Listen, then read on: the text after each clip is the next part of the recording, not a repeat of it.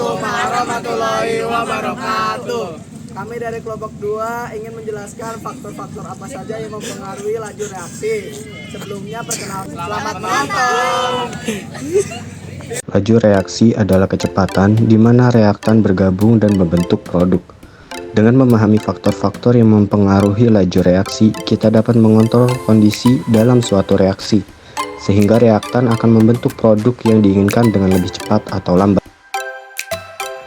Laju reaksi dipengaruhi oleh beberapa faktor, diantaranya luas permukaan bidang sentuh, konsentrasi, suhu, dan katalitas.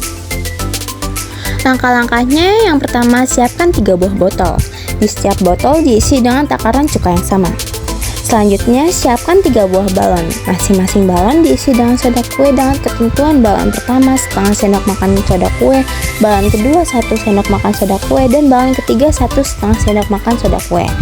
Kemudian, ujung balon masukkan ke ujung botol. Jangan sampai soda masuk ke dalam botol ya. Yang terakhir, tuang soda secara bersama-sama. Amati dan catat waktunya. Percobaan pertama ini menunjukkan pengaruh konsentrasi atau jumlah zat terhadap laju reaksi. Mari saya analisis hasilnya. Percobaan menggunakan 3 balon dengan jumlah zat berbeda. Pertama, balon pink dengan setengah sendok makan. Waktu yang tercatat atau waktu reaksinya adalah 28 detik dengan ukuran balon paling kecil dan konsentrasi terendah. Yang kedua ada balon hijau muda 1 sendok makan, waktu reaksi sekitar 48 detik, ukuran balon sedang, konsentrasi sedang. Yang terakhir balon hijau tua 1,5 sendok makan, waktu reaksi 53 detik, ukuran balon besar, konsentrasi tertinggi. Semakin banyak jumlah zat, semakin besar ukuran balon yang dihasilkan. Ini karena lebih banyak zat yang bereaksi menghasilkan lebih banyak gas. Gas yang dihasilkan membuat balon mengembang lebih besar. Langkah-langkahnya, siapkan 3 buah gelas yang berisi ukuran air yang sama.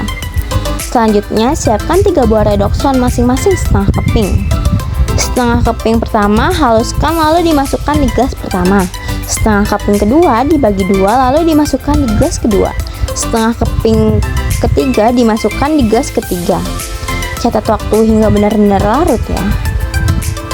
Untuk kegiatan kedua, mempelajari tentang pengaruh ukuran atau luas permukaan terhadap laju reaksi menggunakan tablet redoxon.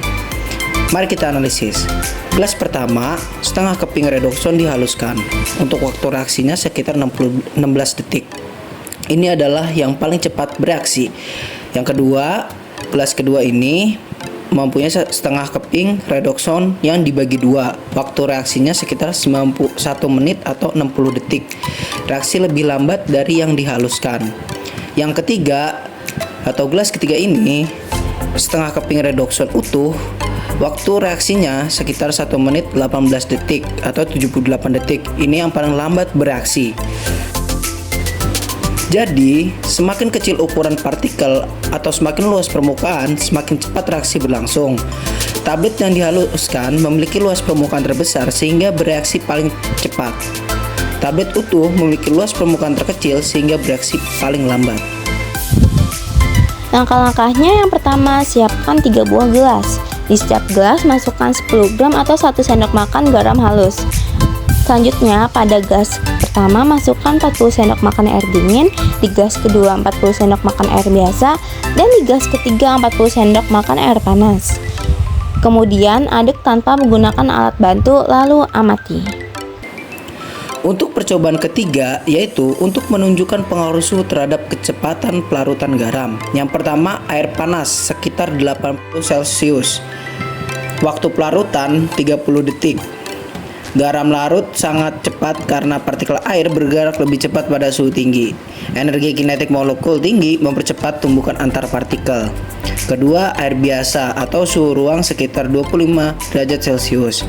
Waktu pelarutan sekitar 1-2 menit. Garam larut dengan kecepatan sedang. Energi kinetik molekul normal atau sedang. Yang terakhir, air dingin sekitar 5 derajat Celcius. Waktu pelarutannya 3-4 menit. Garam larut paling lambat karena partikel air bergerak lebih lambat.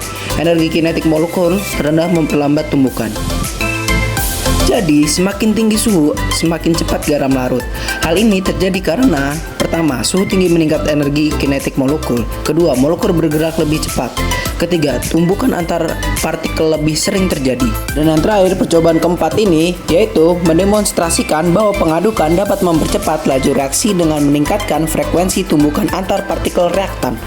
Mari kita analisis percobaannya. Pertama, 2 gelas dengan kondisi awal sama yang masing-masing berisi 1 sendok makan garam halus dan masing-masing berisi 40 ml air.